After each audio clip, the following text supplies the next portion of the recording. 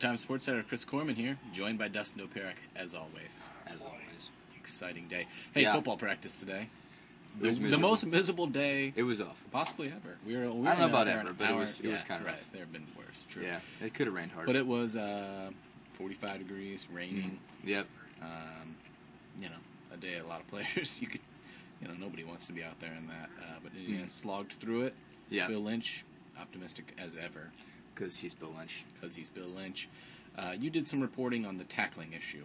Yeah. That's one thing that came out of the Virginia game. Indiana didn't tackle well, which is sort of a, as a reporter, you walk away from that. Well, how did you not do the one thing you're supposed to do? Yeah, and you've been taught to do your entire life. Right.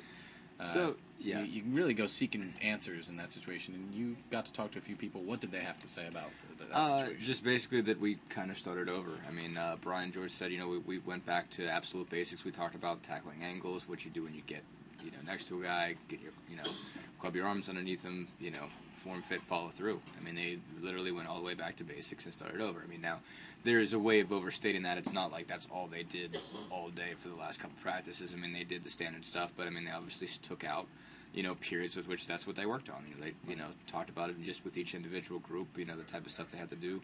Defensive backs said, there was a lot of, open field tackling drills, and just those sorts of things, just to get back to the basics, just remind them, this is how you do this, and you have been screwing it up, so, go back to basics, go back to what you know how to do, and, execute like you know how. Again, for the second day in a row, a lot of live periods. They did some 2-minute drills. They did some red zone work that was live, 1v1, 2v2, scout v scout again. And Lynch, actually kind of said, well, we were talking about yesterday, he really likes having the scouts go against each other because it just sort of gets the older guys hyped up. That football spirit comes back. Hey, you're just watching football. It's just, guys. And you just get behind, people just get behind the freshmen or whatever. I mean, the older guys kind of, start rooting for, for the guys on their side or whatever. The guys that they're working with in, position.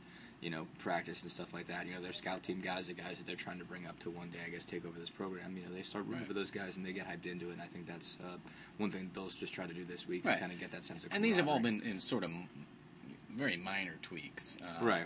But that's what you look. I mean, football is such a game routine, and this is, for you, you've been here since August 24th. I've been here, I was here for all of camp. Right. There's such a routine that even these minor things do, do matter. Because I mean, there's been just, there's just more noise at the end of practice. More noise. It's a strange and Lynch thing was ornery today. I mean, he was. There was a couple Lynch moments that I was wondering if I was watching the same guy I usually do. I mean, Bill.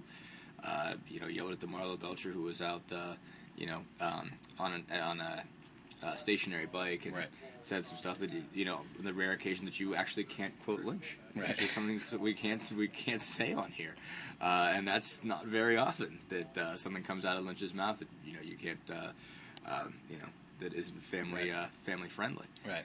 One thing I noticed offensively today, watching them closely, they were really trying to get the ball downfield. Lynch has said, and this is a little bit of a different situation for Indiana, that he feels they've been moving the ball incrementally, 3-4 yards at a time, fairly well. He's happy with that, and that was the big, the big thing coming in. We need to do that. But what he's saying is we're not getting big plays, and certainly last year with Kellen Lewis and Marcus Thigpen, they'd get big plays, and this year they need to make those big plays passing. And so I asked Lynch, why hasn't the passing worked? Because we saw Chappell. He throws the ball deep so well and does it all practice. In practice, he does. And they worked on it so much today. And Lynch, he's Lynch. He said basically it's been a combination of, not getting some good coverage looks downfield, but also not having, the pass protection that Ben needs. And Ben's not a mobile guy. He's not even. He's a big guy, but he's not like Roethlisberger, where he ducks he's out not of Dutch. things. Exactly. I mean, he avoids sacks, but in most cases, he avoids sacks by throwing the ball away. Right. He's very smart. He is very smart. I would say that there are times, though, that he pulls the trigger a little bit early on those. That maybe he could buy an extra second or extra half a second, or even just get to the point where he's got his foot firmly planted. I mean, there's a lot of times he's throwing off his back foot in those cases. That being said, when it comes to the deep ball, I mean, one reason why they could never get it going on Saturday was there was no running game. You know, I mean, he talked about being able to move it incrementally.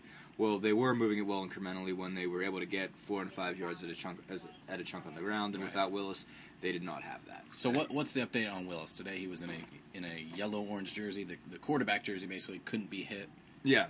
I mean, he, Bill had said going into this week that it was not just the ankle, which is what's listed on the injury report, because it was listed again Tuesday as questionable with an ankle injury. But there's also a rib issue. I mean, he didn't say whether anything was broken necessarily or not, but that he's got some banged up ribs. And he said, after the game that, he's just like any other running back at this point. He's banged up.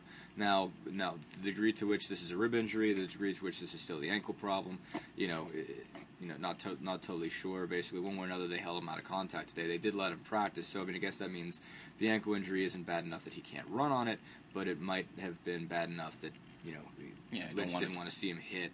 So it's not really totally certain. Okay, which injury is it that's keeping him from contact right now? But one way or another, they kept him from contact just to make sure that nothing else.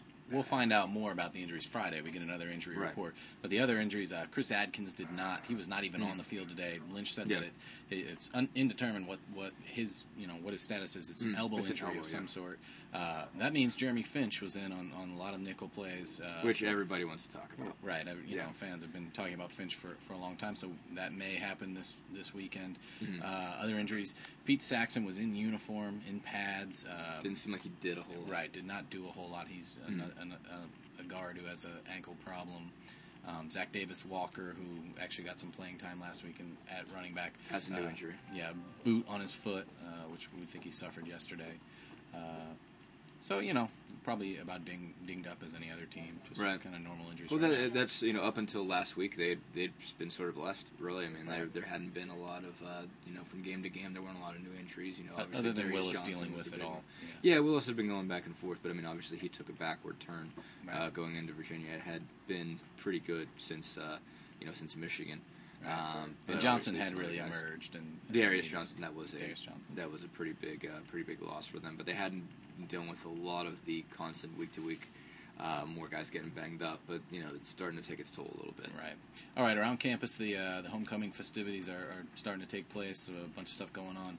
Obviously, people getting hyped for Hoosier Hysteria. We have continuing coverage of that. I wrote a column for tomorrow about just how crazy it's been, the Hoosier Hysteria, the last 3 years. The first year, 2006, Eric Gordon had announced that morning that he was coming.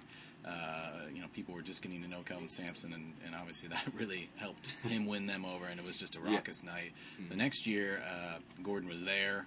Sampson by then had proven that he could really kind of make these hardy, hard-working teams, and the fans had just fallen in love with him. But 2 days later, Sampson, it was revealed that he had the phone call violations were revealed by IU. So, and that brought us to the downward spiral where we had Crean, and last year's Midnight Madness was really sort of, I called it a first date in the column because it was sort of very tentative and kind of people trying to figure out, okay, where are we? What's going on? Right. Who are these people? And so, it's going to be, I think, another interesting year, and looking forward to it. Again, 6 new players. That's been the theme. It's we kind of came in thinking, man, 6 new players in 2006. That's a lot of new players, and then it happened the next year, and then the next year. So we're looking forward to that. I used the preview magazines kind of talked about where they see IU.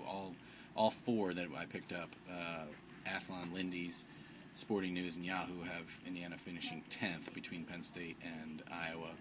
Sounds about right. We're actually using those magazines as a tripod right now. To keeping the laptop up. Yeah, it's good. It is. It serves multiple purposes. Right. More coverage tomorrow. Looking forward to Hoosier Hysteria and the big game Saturday at 7 o'clock. Thank you so much for joining us. We'll see you around.